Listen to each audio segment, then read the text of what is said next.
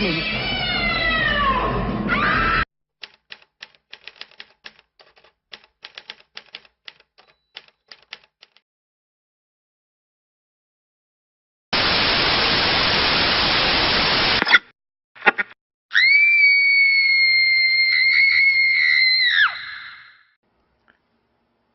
conto de H.P. Lovecraft. O depoimento de Randolph Carter. Repito, cavalheiros, que seu interrogatório é infrutífero. Detenham-me aqui para sempre se quiserem.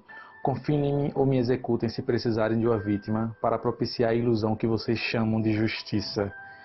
Mas não posso dizer mais do que já disse. Tudo de que eu posso me lembrar já foi dito com perfeita franqueza. Nada foi distorcido ou ocultado. E se algo permanece vago, deve-se somente à nuvem negra que recai sobre minha mente. A nuvem e a natureza nebulosa dos horrores que a lançaram sobre mim. Digo novamente, não sei que fim levou Harley Warren.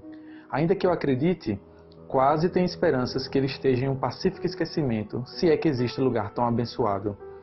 É verdade que por 5 anos fui seu amigo mais próximo e um cúmplice parcial de suas pesquisas terríveis a respeito do desconhecido.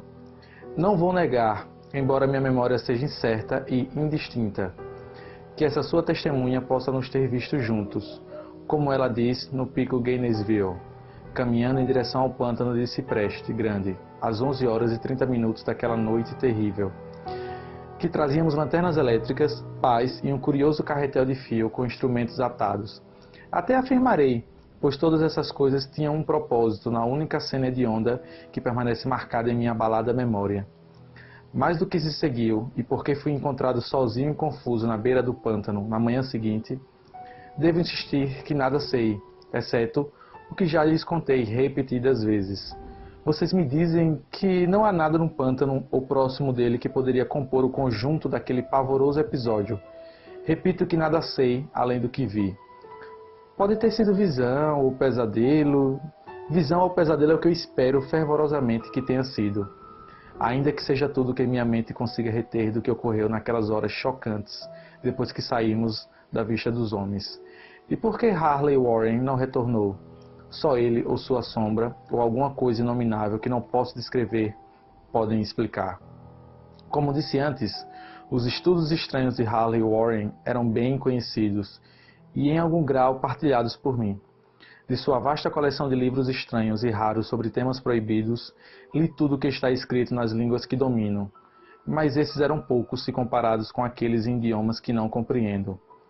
A maior parte, creio eu, estão em árabe, e o tomo de inspiração demoníaca que trouxe a fatalidade, o livro que ele carregava no bolso quando abandonou o mundo, estava escrito em caracteres que eu nunca vi igual em lugar algum. Warren nunca me diria o que havia exatamente naquele livro, a respeito da natureza de nossos estudos. Devo dizer novamente que não tenho mais total compreensão.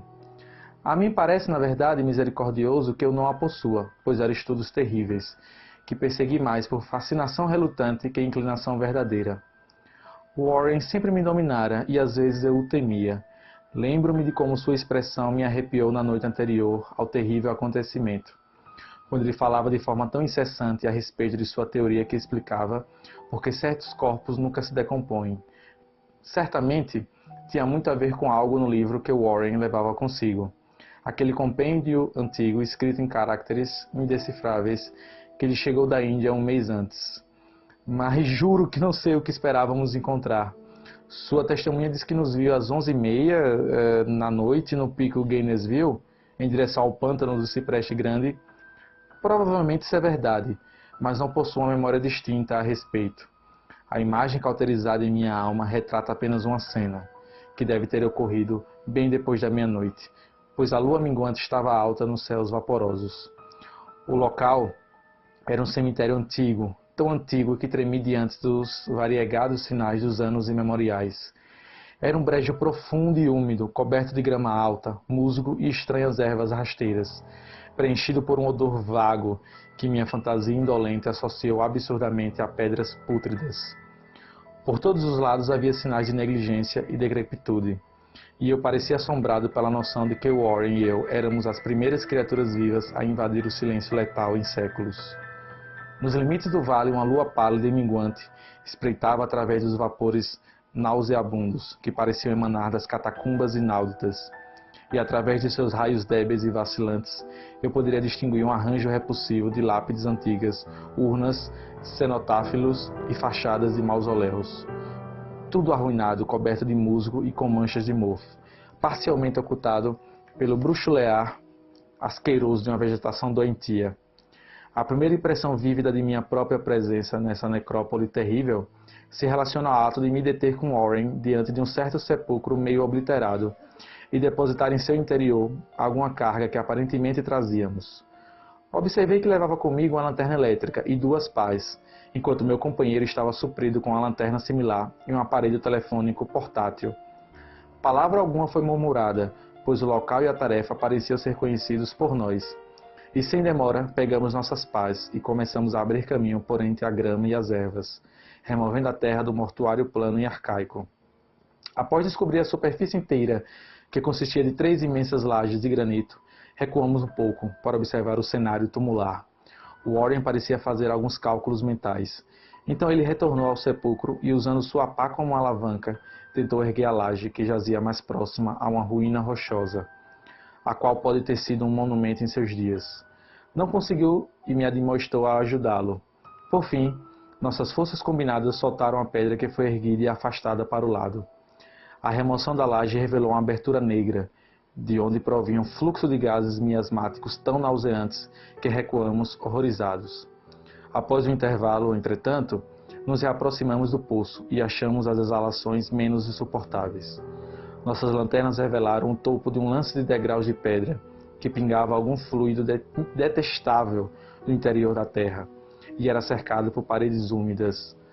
Gistra um discurso verbal. E agora, pela primeira vez, minha memória registrava um discurso verbal. Warren, voltando-se para mim com sua voz de tenor, uma voz singularmente incólume ao ambiente terrível. Sinto ser obrigado a pedir que permaneça na superfície, disse ele. Mas seria um crime permitir que qualquer um com seus nervos frágeis descesse até lá. Você sequer pode imaginar, mesmo diante de tudo, o que leu e do que lhe contei. As coisas que terei de ver e fazer. É um trabalho demoníaco, Carter, e duvido que qualquer homem desprovido de férreas sensibilidades poderia contemplá-lo e voltar vivo e são.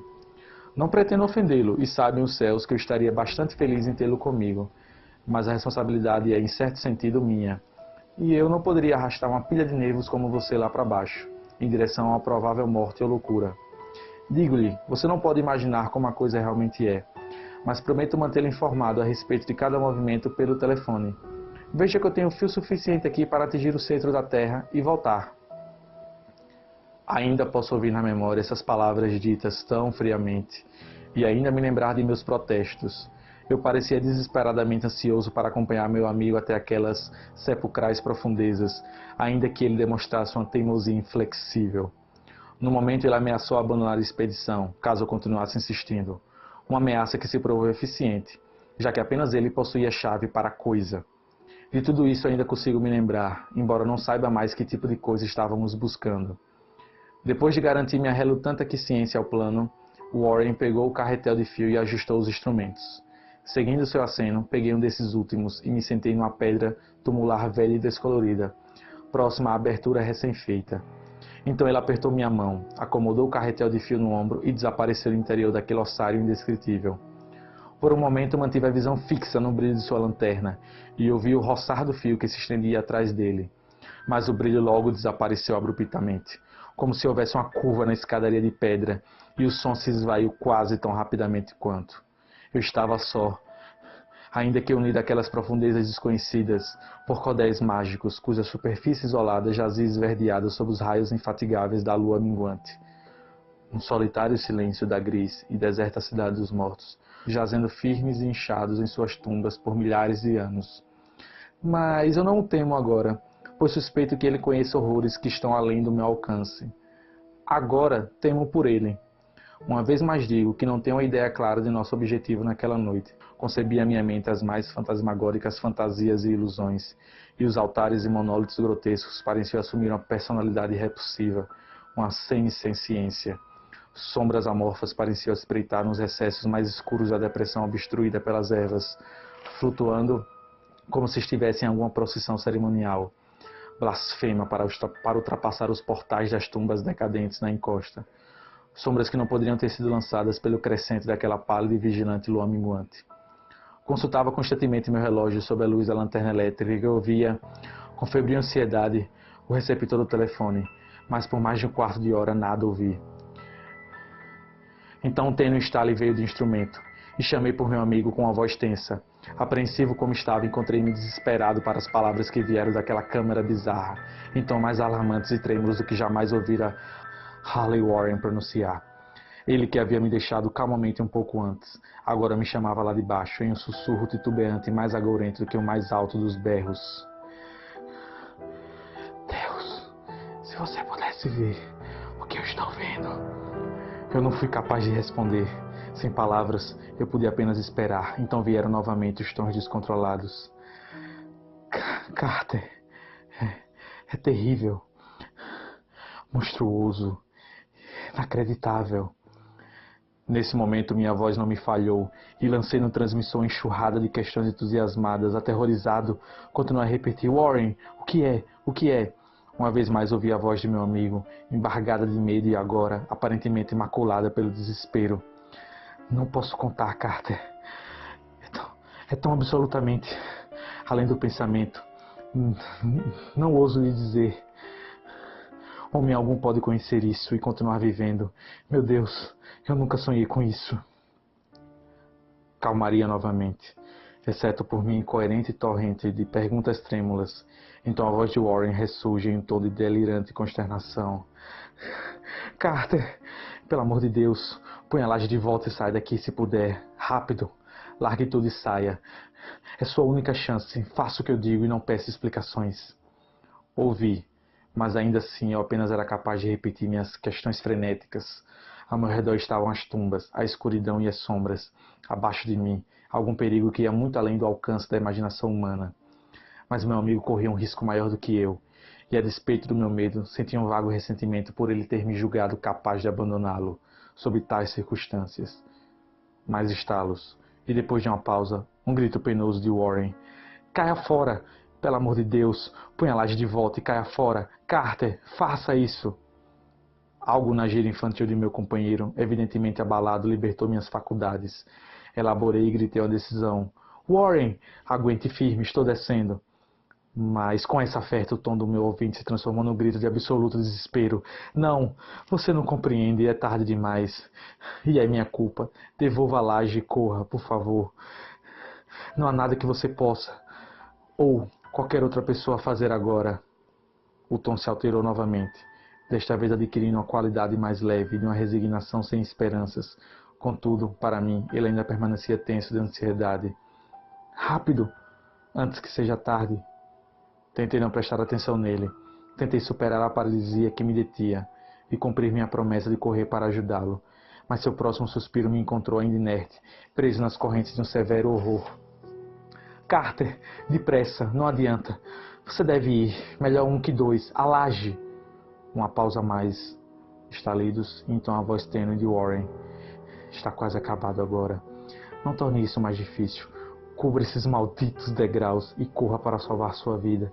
Você está perdendo tempo. Adeus, Carter. Não nos veremos novamente.